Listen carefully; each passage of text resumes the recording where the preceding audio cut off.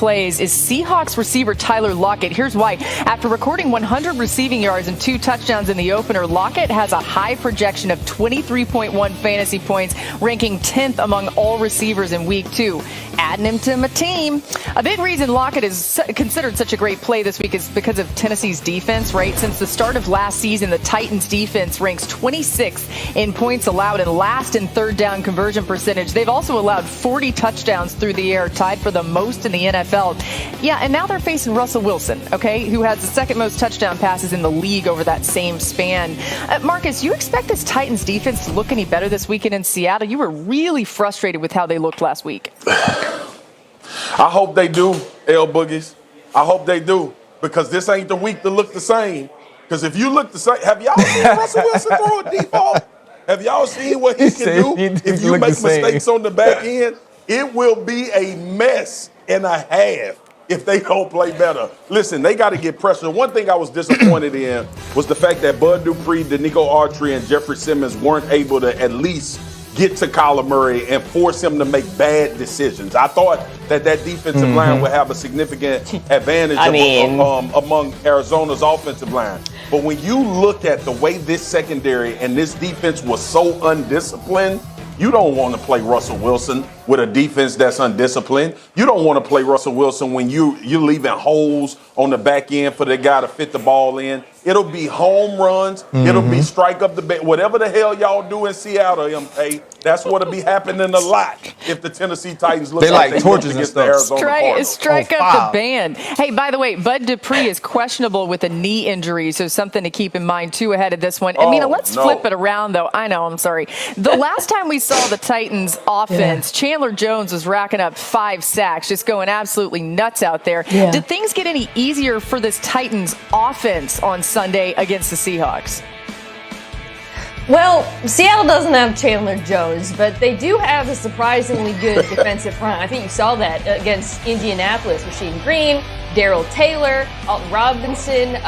They finished actually 5th in pressure percentage on the week, and they're going to present some problems for a Tennessee offensive line that got whooped. Like, don't get it twisted. The Titans didn't lose because of Ryan Tannehill. They did not lose because of Derrick Henry. They lost to Arizona because their offensive line got destroyed. So my question is not only can that offensive line play better this week, but Todd Downing, the offensive coordinator, what are you going to do to help them? You can't leave your tackles out on an island like you did versus Chandler Jones if they're getting beat again. I would like to see more play action. I understand that as game script went on, that got kind of hard, and though they did keep running the ball. And along those lines, stop running it on first down into a stacked box. Right. So to me, this is a big test for the Tennessee offensive line, but also for offensive coordinator Todd Downing. I'd like to see a better performance from him.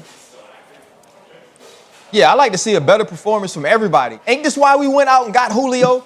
All offseason, all I talked about was these light boxes that Derrick Henry was going to be able to run on. And like Mina said, when you got the stat box, pass the staking ball. Now, I'm going to tell you, let me name some people for you. I'm about to name all these all-pros and superstars that the Arizona Cardinals brought out there to play defense. Byron Murphy, Robert Alford, who's been hurt, and Marco Wilson, who's a rookie. Those were the secondary players. Those were the cover corners for the Arizona Cardinals. And guess what? They were on Julio, AJ, Akina, and whoever's back like this tailored custom suit that I got on right now. So they got to figure out something else. I said that Tannehill might be an MVP candidate. He ain't going to be no MVP. He's going to be the most vanishing player if they don't do something different this week. That voice is going up. They got to do something better. It must be because his pants are too tight. RC, are you wearing the full suit or are you just the top? Girl, you know I got on Lululemon joggers. Why you call me out like that? You know I can't lie to you. I mean, we got to be real with our audience here. Marcus, go ahead.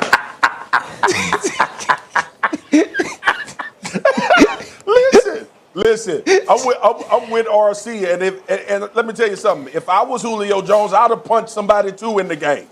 Vrabel mad about 15 yards. You need to be mad about all them yards you gave up on defense. Okay, listen, here's the thing with the Tennessee Titans, man. Everybody had high expectations for this football team. Yes. And we kind of just glossed over the fact that Arthur Smith was leaving to go take the head coaching job at Atlanta, and we thought everything would be fine because of Tannehill and Derrick Henry and acquiring Julio Jones. They got some work to do offensively. They better get it figured out fast because Absolutely. this defense ain't stopping nobody based on week 1.